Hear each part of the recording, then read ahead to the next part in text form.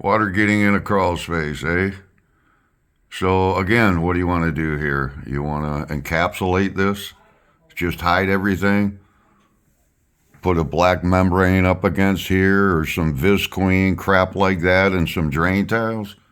You're out of your mind. Or raise the grade? More stupid crap. Water's been getting, this is relatively new part of the house. New part of the house. Well, a big chunk or all of the problem is ground level up.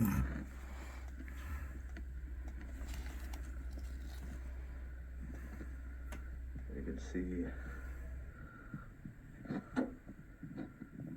that stuff growing all over. And the inside system morons don't stop water from getting in anywhere. They allow it in. Causing the beams to just rot out. Night night.